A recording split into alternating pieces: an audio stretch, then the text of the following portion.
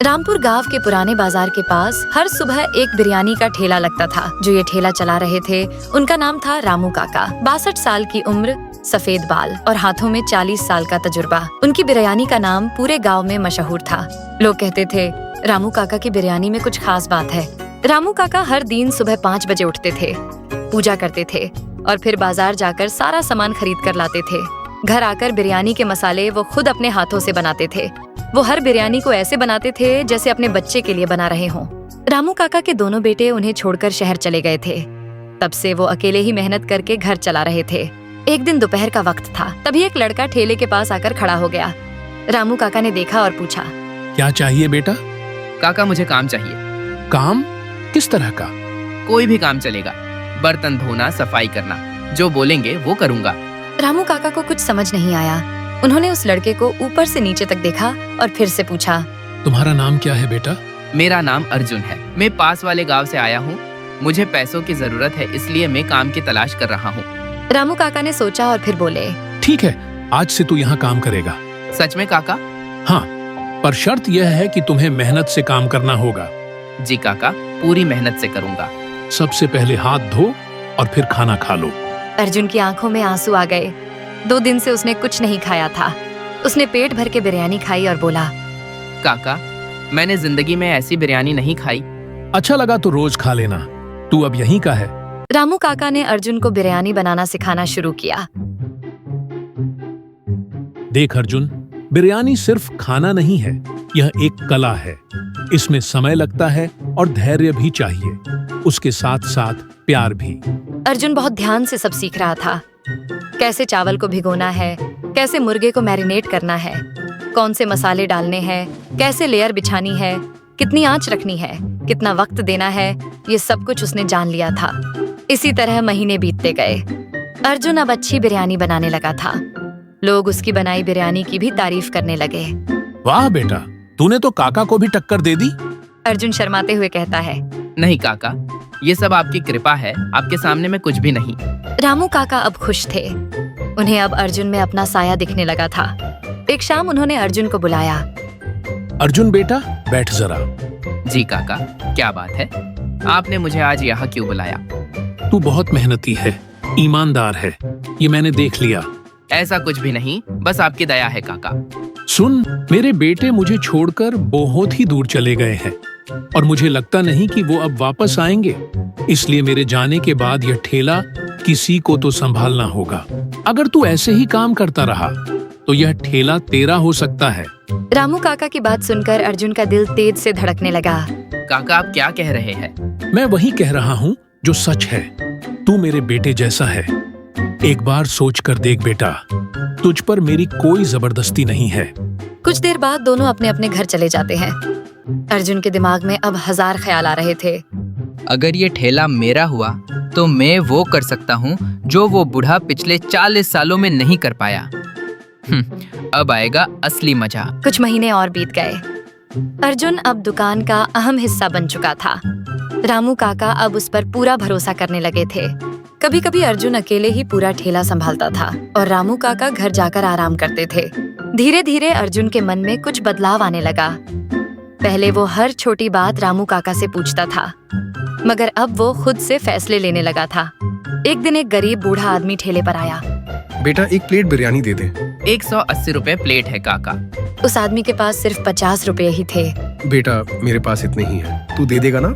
रामू काका के कहने पर पहले अर्जुन ने ऐसे लोगों को मुफ्त में भी खिलाया था, लेकिन आज उसने कहा, काका, 180 रुपए की ही बिरयानी है, आज से कम में नहीं मिलेगी। पर बेटा, मुझे बहुत भूख लगी है। तो फिर 180 रुपए लेकर आओ। बूढ़ा चुपचाप वहाँ से चला जाता है। पास खड़े एक पुराने ग्राहक ने यह सब देखा और बोला, अर्जुन बेटा, रामू काका तो ऐसे लोगों को मुफ्त में खिला देते हैं। अंकल, वो उनकी मर्जी थी। अब मैं ठेला चला रहा हूँ, मुझे पैसे कमाने हैं। अगर हर रोज उन्हें मुफ्त में खिलाया तो एक दिन में भी इनकी तरह सड़क पर आ जाऊंगा। पर बेटा, वो तुझे 50 रुपए दे रहा था ना, कुछ लोगों की मजबूरी होती है। अंकल, आप अपना काम करो और मुझे मेरा काम करने दो। जाइए यहाँ से। वो ग्राहक चुप हो गया, लेकिन उसे बुरा लगा। अगले दिन अर्जुन सामान खरीदने बाजार जाता है। भाई, ये चावल कितने रुपए किलो है? अर्जुन भाई, ये बासमती चावल है, देहरादून वाला। 120 रुपए किलो का है। बहुत महंगा है। 80 रुपए में दोगे? ये असली बासमती है। 80 रुपए में तो सामान्य चावल भी मुश्किल से आएगा, और रामू काका हर रोज यही से लेते हैं। फिर ठीक है, मुझे नहीं चाहिए। अर्जुन ने दूसरी दुकान से सस्ता चावल खरीद लिया। दिखने में तो एक जैसा ही था, लेकिन क्वालिटी में फर्क था।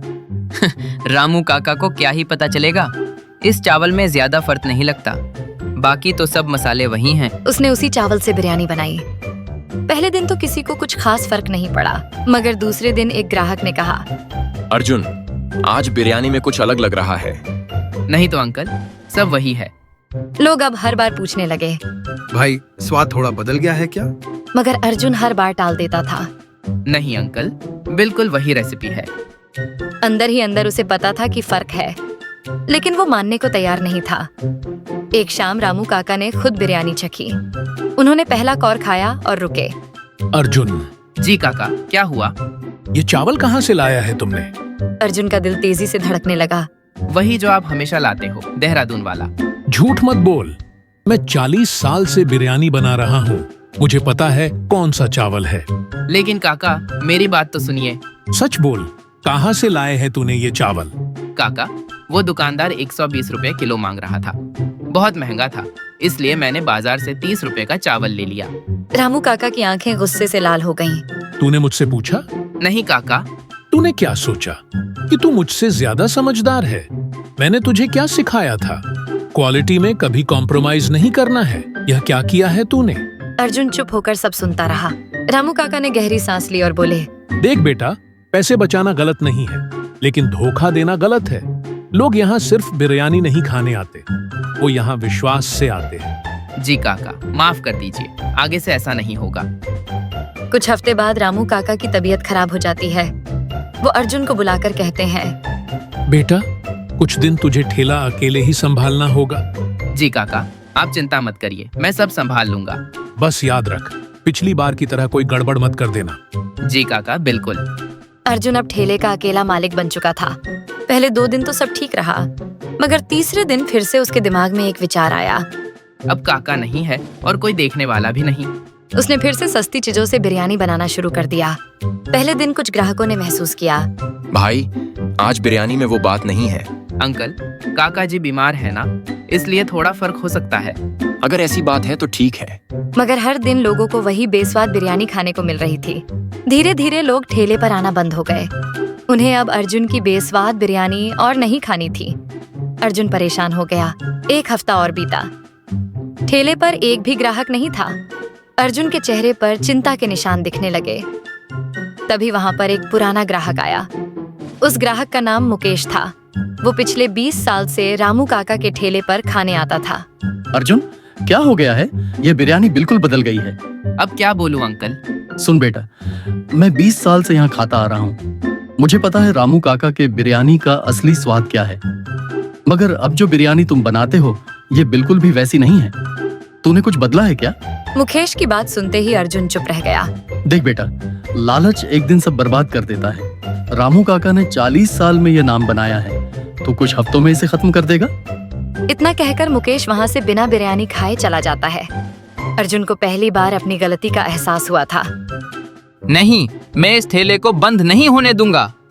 रामू काका मेरे लिए देवता समान है। मैं उनकी 40 साल की मेहनत को ऐसे जाया नहीं जाने दे सकता। अर्जुन को अब समझ में आ गया था कि लालच एक ना एक दिन सब कुछ ले डूबती है। उसे अपने किए पर अब पछतावा होने लगा था।